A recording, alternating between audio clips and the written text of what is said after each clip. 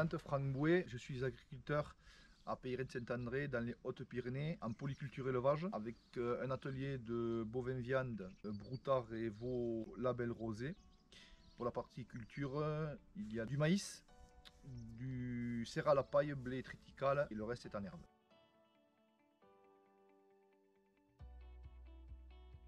Il y a 144 hectares de SAU, Okay. il y a 70 hectares de prairies et il y a une vingtaine d'hectares de céréales à paille, 35 hectares de maïs et ça nous arrive de faire du métaï. Je suis la 4e génération. L'atelier bovin existe depuis les années 70 à peu près. En parallèle, il y avait également, comme dans beaucoup de fermes, du cochon. Puisqu'il y avait 2 marchés locaux qui étaient très connus à ce moment-là, Castelnau-Magnoac et Trie-sur-Baïse. Et lorsque les mises aux normes des bâtiments ont été demandées, ces marchés se sont effondrés et en même temps dans les fermes, les élevages se sont éteints et ont été remplacés, notamment chez nous, par du gavage. Personnellement, ce n'était pas une production qui me plaisait, donc j'ai pas voulu faire d'investissement. On a préféré arrêter cette production puisqu'on n'avait pas forcément d'investissement et du coup on a préféré augmenter le cheptel. La production me plaisait plus que la précédente.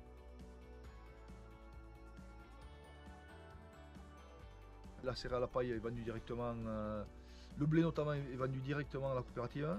Et le triticale, ça fait plusieurs années, j'ai un collègue qui élève des porcs noirs du Bigorre. Et donc je le valorise en lui vendant à lui parce que la filière cherche de la céréale locale. Le maïs séché et stocké au village, puisqu'on a créé en 2012 une unité de séchage qu'on appelle. Donc aujourd'hui on a 80 mères. Donc on essaye d'avoir 80 veaux dans l'année. Oui. Si vous comptez les génisses de renouvellement, ça fait vite 120-130 têtes, plus les veaux, bon voilà. C'est quasiment, oui, c'est l'activité principale sur l'exploitation.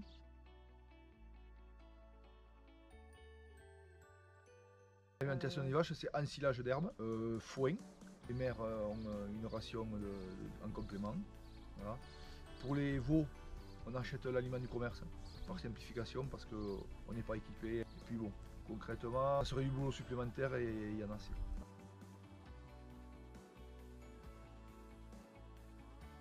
Pour une organisation du travail, je ne fais pas plus de 35 hectares de maïs, parce que entre l'irrigation et tout ça, et puis le temps de travail, c'est pas... Là, elle serait mal conduite, quoi. Non, non, non. Suivant les années, j'ensile 2-3 hectares. Et après, j'en autoconsomme sous forme de farine une vingtaine de tonnes. Et ensuite, le métail qui est produit, il est une partie ensilée et l'autre partie stockée à la ferme pour le renouvellement pour les génisses de renouvellement. Ça fait 10 ans moi, que je travaille un peu l'idéologie Tonix. J'ai toujours été un peu curieux, de par les formations que j'ai faites ou les discussions, de réduire l'azote, de valoriser les fumiers. J'avais travaillé, comme je dis, avec une société à laquelle j'étais satisfait, mais il n'allait pas aussi loin que Tonix. Comment j'ai rencontré Tonix? Je pense que, comme bien souvent le hasard, c'est le prédécesseur à Laurent qui était donc commercial, avec qui je suis ami, qui est venu un jour à la maison, mais totalement pour autre chose. Et quand il m'a ouvert ce camion, il y avait des seaux de partout, des sacs. Je lui ai dit, qu'est-ce que c'est ça? Oh, il me dit, je suis commercial pour une société là, tu verras, t'en achèteras. Tu seras bon si tu m'en vends. Voilà pour la petite histoire. J'ai voulu creuser un peu, et quelques temps après, je prenais rendez-vous. Et donc, il est venu me présenter la gamme. Et ce qui m'a plu, c'est que ça partait du sol jusqu'à l'animal, c'est-à-dire qu'il y avait toute la gamme. Il y avait toute la gamme, même si je ne connaissais pas, sur la première idée, c'est en termes de confort et de faisabilité, il y avait peut-être quelque chose à creuser.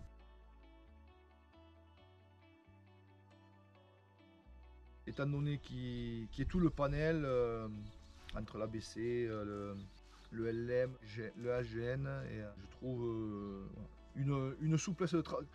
Du moment que je suis convaincu que on peut utiliser ces produits autant sur les animaux que sur les végétaux, c'est une souplesse de conduite.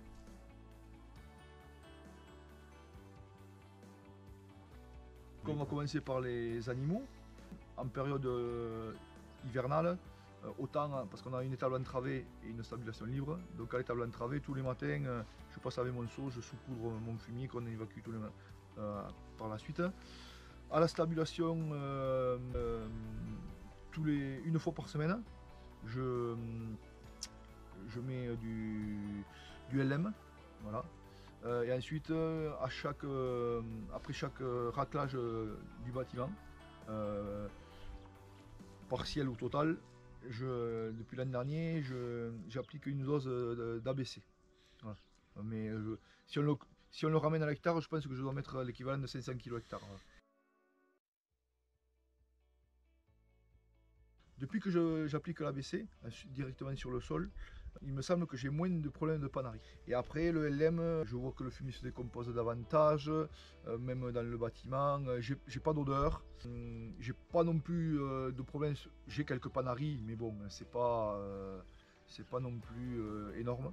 Si j'en ai, bien souvent, je dois corriger la ration plus qu'un problème qui vient du fumier.